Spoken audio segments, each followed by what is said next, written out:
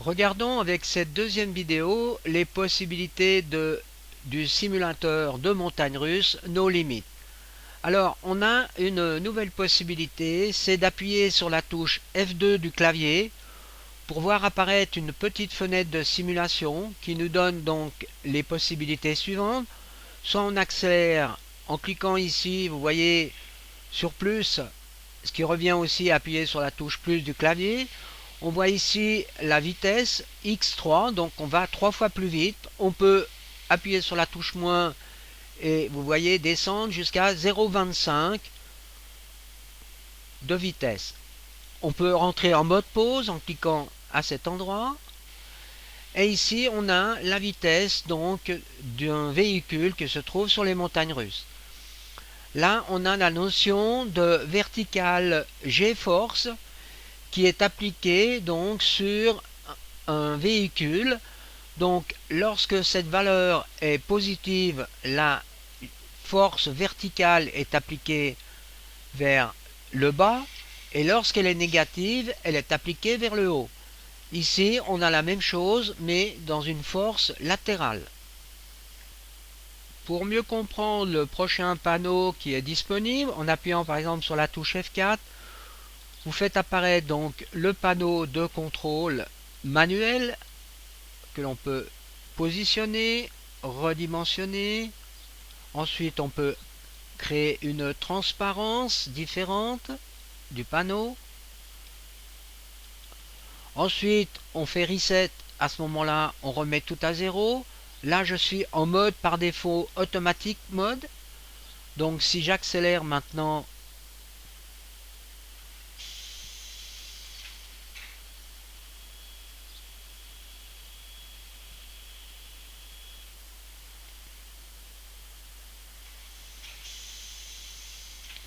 regardons maintenant le mode manuel. Alors, je clique sur le bouton bleu.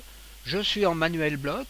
À ce moment-là, ceci veut dire que je vais piloter les véhicules sur la montagne russe en agissant bloc par bloc.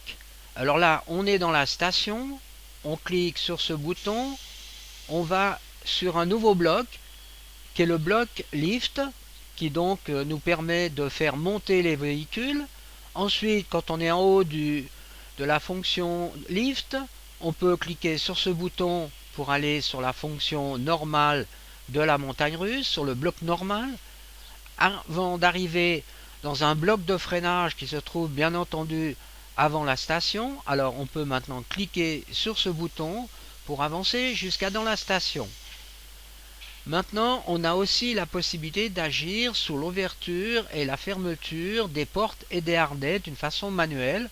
Alors je reviens en mode station, je commute en manuel dispatch en cliquant sur ce bouton.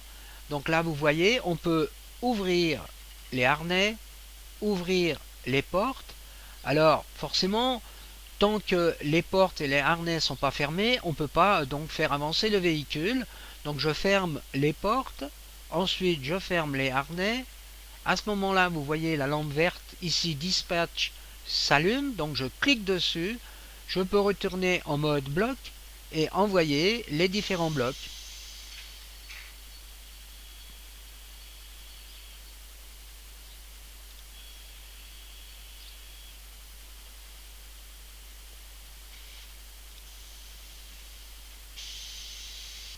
Nous avons aussi sur ce panneau donc deux boutons importants, le bouton Reset qui nous permet de remettre tout à zéro et le bouton Emergency, donc d'urgence, par exemple en cliquant sur E-Stop ici, vous voyez.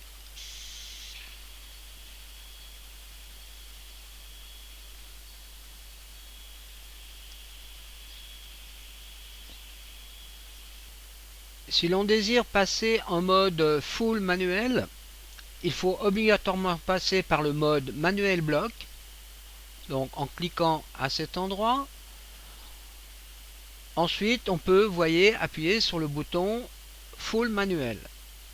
À ce moment-là, par exemple, si je vais en mode train, cette fois-ci, vous voyez, je peux appuyer sur différents boutons.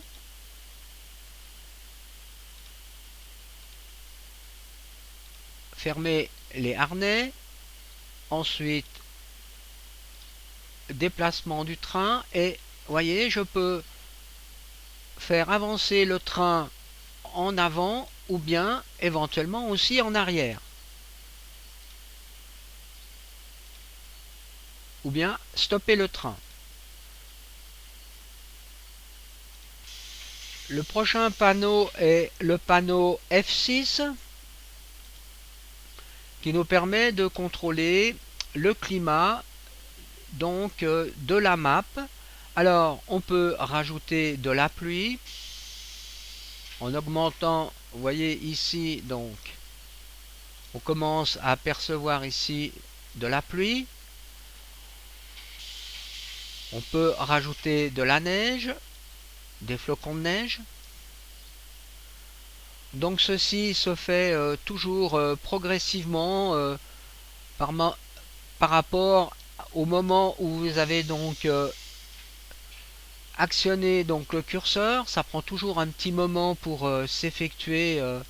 Voyez, voilà, voyez, ça prend un certain temps pour maintenant disparaître. Ensuite, on peut agir sur le brouillard dans la map.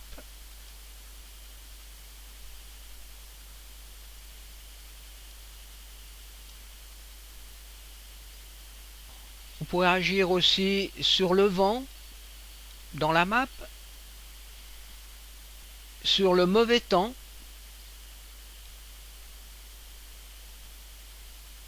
On voit que là, le temps change et que le temps s'obscurcit. Donc ceci se fait toujours d'une façon très progressive. On peut jouer aussi ici sur les nuages, la quantité de nuages. Donc la vitesse du vent agit sur la vitesse des nuages.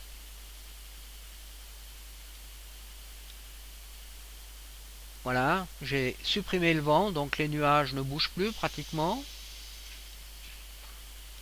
J'ai aussi diminué la densité des nuages. Là, je vais augmenter.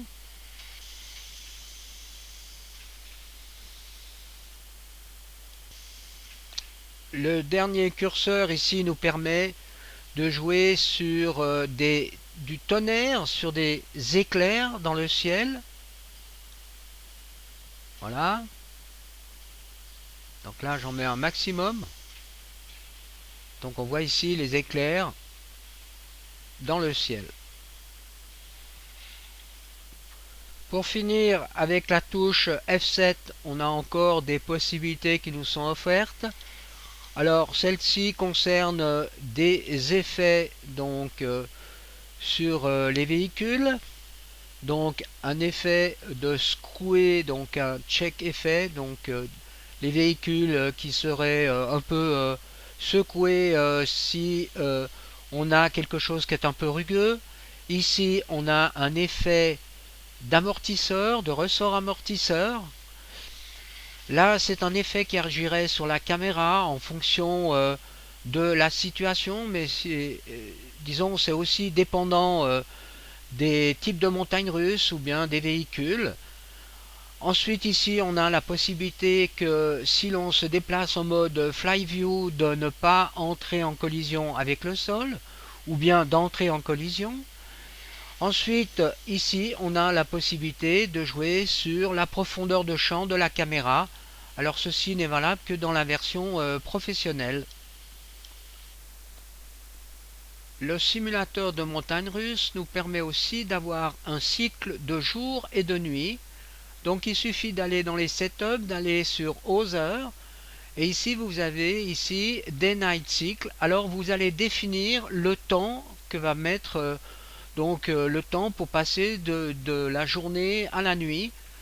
Donc ici, soit vous utilisez le temps courant, donc si vous êtes à midi, vous allez être au milieu de la journée. Si vous êtes à minuit, vous allez être dans la nuit complète. Donc là, vous pouvez utiliser la date courante, ou bien alors vous définissez ici, par exemple, un cycle de 1 minute pour voir l'effet, par exemple. Alors je fais OK et je vais éditer donc ma map en faisant Play.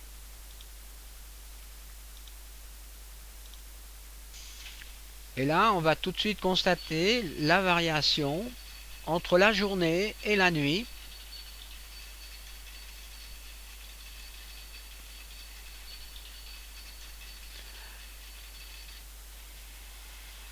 Et c'est intéressant, c'est que vous voyez que la gare s'éclaire pendant la nuit. Et la lumière va disparaître au moment de la journée, donc du jour, je sais pas, vers 8 heures du matin par exemple.